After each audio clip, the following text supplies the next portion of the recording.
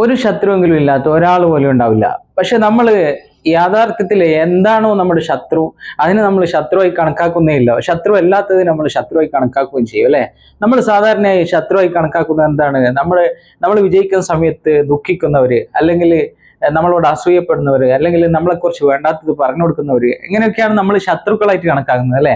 പക്ഷേ യഥാർത്ഥ ശത്രുക്കൾ അവരല്ല. ഈ പറഞ്ഞവരൊക്കെ എന്താണ്? നമുക്കൊരു ഊർജ്ജമാണ്, വിജയത്തിലേക്കുള്ള ഒരു ഊർജ്ജമാണ്. യഥാർത്ഥ ശത്രു എന്താണെന്ന് അറിയുന്നതിന് മുമ്പ് ഈ ചാനൽ നിങ്ങൾ സബ്സ്ക്രൈബ് ചെയ്തില്ലെങ്കിൽ ഇപ്പൊ തന്നെ സബ്സ്ക്രൈബ് ചെയ്യുക. നമ്മുടെ യഥാർത്ഥ ശത്രു എന്ന് പറയുന്നത് നമ്മുടെ വിജയത്തിനും നമ്മുടെ വിജയത്തിനും ഇടയിലുള്ള തടസ്സം. അതാണ് നമ്മുടെ യഥാർത്ഥ ശത്രു. എന്താണ് ആ തടസ്സം? നമ്മളൊരു കാര്യം പ്ലാൻ ചെയ്യുന്നു, പക്ഷെ നമുക്കത് ചെയ്യാൻ കഴിയുന്നില്ല. എന്താണോ ആ ചെയ്യാൻ കഴിയാത്ത റീസൺ, അതാണ് നമ്മുടെ ശത്രു. ചിലപ്പോൾ നമുക്ക് ഒന്നിൽ കൂടുതൽ ശത്രുക്കൾ ഉണ്ടായിരിക്കാം. നമുക്ക് നോക്കാം എന്തൊക്കെയാ ശത്രു എന്നുള്ളത്. ഒന്നാമത്തെ ശത്രു എന്ന് പറയുന്നത് സോഷ്യൽ മീഡിയ തന്നെയാണ്. നമ്മൾ പല കാര്യങ്ങളും പ്ലാൻ ചെയ്യുന്നു, പക്ഷെ നമ്മൾ മൊബൈലോ അല്ലെങ്കിൽ കമ്പ്യൂട്ടറോ നോക്കി ഒരുപാട് സമയം കളയുന്നു. എസ്പെഷ്യലി സോഷ്യൽ മീഡിയാസ് നോക്കി നിരന്തരം സമയം കളയുകയാണ്. നമ്മൾ പോലും അറിയാതെ സമയം ഇങ്ങനെ നഷ്ടപ്പെട്ടു പോവുകയാണ്. സത്യത്തിൽ സോഷ്യൽ മീഡിയ നന്നായിട്ട് യൂസ് ചെയ്ത് കഴിഞ്ഞാൽ നമുക്ക് ഒരുപാട് ഗുണങ്ങളുള്ള ഒരു സംഗതിയാണ്. പക്ഷെ നമ്മൾ ഒരു ലക്ഷ്യമില്ലാതെ യൂസ് ചെയ്ത് കഴിഞ്ഞാൽ വളരെ മോശമായ ഒരു സംഗതിയാണ്. ഒന്നാമത്തെ ശത്രു പലരുടെയും ഈ സോഷ്യൽ മീഡിയ ആയിരിക്കാം. രണ്ടാമത്തെ ശത്രു എന്ന് പറയുന്നത് ക്ഷീണമാണ്. നമുക്ക് എന്ത് ചെയ്യാൻ നോക്കുമ്പോൾ നമുക്കൊരു ക്ഷീണം അനുഭവപ്പെടും. എഴുന്നേൽക്കാൻ പറ്റൂല, അല്ലെങ്കിൽ എഴുന്നേറ്റ് പോകാൻ പറ്റൂല. എന്താണ് ഇതിന്റെ കാരണം എന്നുള്ളത് നമ്മൾ കണ്ടുപിടിക്കുക. ക്ഷീണം എന്ന ശത്രു അതിനെ ഇല്ലായ്മ ചെയ്യാൻ എന്ത് ചെയ്യണം? ചിലപ്പോൾ നമ്മൾ നല്ല ഫുഡ് കഴിക്കായിട്ടായിരിക്കാം, അല്ലെങ്കിൽ എക്സസൈസ് ചെയ്യായിട്ടായിരിക്കാം, അല്ലെങ്കിൽ നമ്മൾ നന്നായിട്ട് ഉറങ്ങായിട്ടായിരിക്കാം. എന്താണ് കാരണം എന്നുള്ളത് കണ്ടുപിടിക്കുക, ആ ശത്രുവിനെ ഇല്ലായ്മ ചെയ്യുക. മൂന്നാമത്തത് ഉറക്കമില്ലായ്മ. ചിലരുടെ പ്രശ്നം രാത്രി കിടന്നാൽ ഉറക്കം വരില്ല. എന്തുകൊണ്ട് ഉറക്കം വരുന്നില്ല എന്ന് ചിന്തിക്കണം. കഠിനാധ്വാനം ചെയ്യായിട്ടാണോ, അല്ലെങ്കിൽ മറ്റെന്തെങ്കിലും ടെൻഷൻസ് ആണോ? അപ്പോൾ ആ കാര്യം എന്താണല്ലോ അനലൈസ് ചെയ്ത് അതിനെ എന്ത് ചെയ്യുക, നമ്മൾ നീക്കം ചെയ്യുക.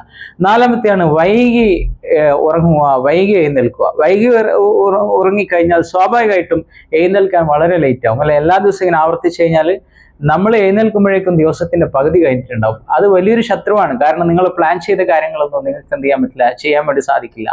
അഞ്ചാമത്തെ കാര്യമാണ്, നമ്മൾ എന്ത് ചെയ്യാൻ ഉദ്ദേശിച്ചാലും പിന്നത്തേക്ക് ചെയ്യാം, പിന്നെ ചെയ്യാം, അങ്ങനെ മാറ്റി മാറ്റി വെക്കുന്നത്. ചിലരുടെ ശത്രു അതായിരിക്കാം.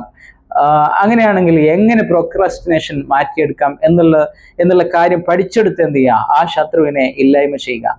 ആറാമത്തെ കാര്യമാണ് നിങ്ങളുടെ ലക്ഷ്യത്തെക്കുറിച്ചുള്ള ക്ലാരിറ്റി ഇല്ലായ്മ. നിങ്ങൾക്ക് ക്ലിയർ ആയിട്ടുള്ള ഒരു ഗോള്, നിങ്ങൾ ഒരു കാര്യം ഉദ്ദേശിക്കുന്നുണ്ടെങ്കിൽ അത് നിങ്ങൾ എഴുതി വെച്ചാൽ അതൊരു ഗോളായി മാറും. നിങ്ങളത് വെറുതെ ചിന്തിക്കുകയാണെങ്കിൽ അത് വെറും ഒരു ആഗ്രഹമായിട്ട് അവസാനിക്കും. അപ്പൊ നിങ്ങൾക്ക് ക്ലിയർ ആയിട്ടുള്ള ഒരു ഗോൾ ഉണ്ടായിരിക്കണം. അതില്ലെങ്കിൽ അത് നിങ്ങളുടെ വിജയത്തിന് ഇടയിലുള്ള ഒരു ശത്രുവാണ്.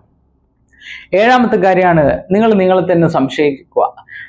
എന്നെ കൊണ്ട് അത് ചെയ്യാൻ സാധിക്കോ, എന്നെ കൊണ്ട് അതിന് കഴിവില്ല, എന്നെ കൊണ്ടൊന്നും നടക്കില്ല. അങ്ങനെ ഒരു ചിന്ത ഇടയ്ക്കിടയ്ക്ക് വരുന്നുണ്ടെങ്കിൽ നിങ്ങൾ സെൽഫ് ഡൗട്ട് ഉണ്ട്, നിങ്ങൾ കുറച്ചിൻ്റെ ഒരു സംശയം.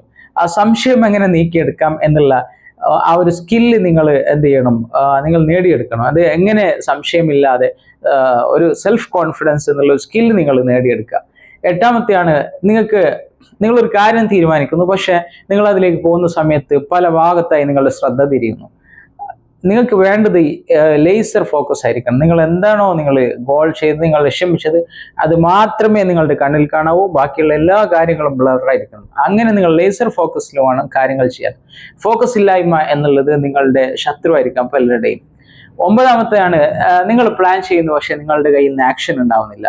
നിങ്ങൾ ഒരു സ്റ്റെപ്പെങ്കിലും ഒരു ദിവസം എടുത്തിരിക്കണം ഒരു കാര്യത്തിൽ. ഇപ്പൊ ചെയ്യാൻ പറ്റുന്ന കാര്യങ്ങൾ ഇപ്പൊ തന്നെ ചെയ്യുക, നാളെ ചെയ്യാൻ പറ്റുന്ന കാര്യം നാളെ തന്നെ ചെയ്യുക. അത് മറ്റന്നാളത്തേക്ക് നീക്കി വെക്കാൻ വേണ്ടി പാടില്ല. ചിലരുടെ ശത്രു എന്തായിരിക്കാം, ആക്ഷൻ ഇല്ലായിരിക്കാം. ഇനി 10ാമത്തെ കാര്യം, പരാജയപ്പെടുവോ എന്നുള്ളൊരു ഭയം. എന്ത് ഞാൻ ചെയ്താൽ പരാജയപ്പെടുവോ, അങ്ങനെ ഒരു ഭയപ്പെടേണ്ട ആവശ്യമില്ല. ചിലരുടെ മെയിൻ ശത്രുവാണ് ഈ പരാജയം. നമ്മൾ നടക്കാൻ പഠിച്ചത് കുറെ വീണിട്ടാണ്, അല്ലെ? സൈക്കിൾ ഓടിക്കാൻ പഠിച്ചത് എങ്ങനെയാണ്, സൈക്കിളിന് കുറെ വീണു. അങ്ങനെ എന്ത് കാര്യം പഠിച്ചെടുക്കുമ്പോൾ അല്ലെങ്കിൽ വിജയത്തിന് മുന്നേ ഒരുപാട് പരാജയങ്ങളും വീഴ്ചകളും ഉണ്ടാവും. അതുകൊണ്ട് ആ ഭയം നമുക്ക് ആവശ്യമില്ല. ഈ 10 കാര്യങ്ങളിൽ അല്ലെങ്കിൽ മറ്റുള്ള കാര്യങ്ങൾ എന്തൊക്കെയാണ് നിങ്ങളുടെയും നിങ്ങളുടെ വിജയത്തിന്റെ ഇടയിൽ തടസ്സമായിരിക്കുന്നത്, അത് നിങ്ങൾ എഴുതിയെടുക്കുക. അതിനെ നിങ്ങൾ എത്രയും പെട്ടെന്ന് തന്നെ ഇല്ലായ്മ ചെയ്യുക. ചിലപ്പോൾ നിങ്ങൾക്ക് 1-2 ദിവസം മതിയാവും ആ ശത്രുവിനെ ഇല്ലായ്മ ചെയ്യാൻ. ആ ശത്രു ഇല്ലാതായാൽ നിങ്ങൾ തീർച്ചയായിട്ടും ഈ കാര്യങ്ങളിൽ വിജയിച്ചിരിക്കും. നിങ്ങളുടെ ലക്ഷ്യം നിങ്ങൾ നേടിയിരിക്കും. നിങ്ങൾക്ക് ഈ വീഡിയോ ഇഷ്ടമായിട്ടുണ്ടെങ്കിൽ നിങ്ങൾ ഈ ചാനൽ സബ്സ്ക്രൈബ് ചെയ്യുക, നിങ്ങളുടെ ഫ്രണ്ട്സിന് ഷെയർ ചെയ്യുക, ലൈക്ക് ചെയ്യുക. മറ്റൊരു വീഡിയോയുമായി വീണ്ടും കാണാം. Bye bye.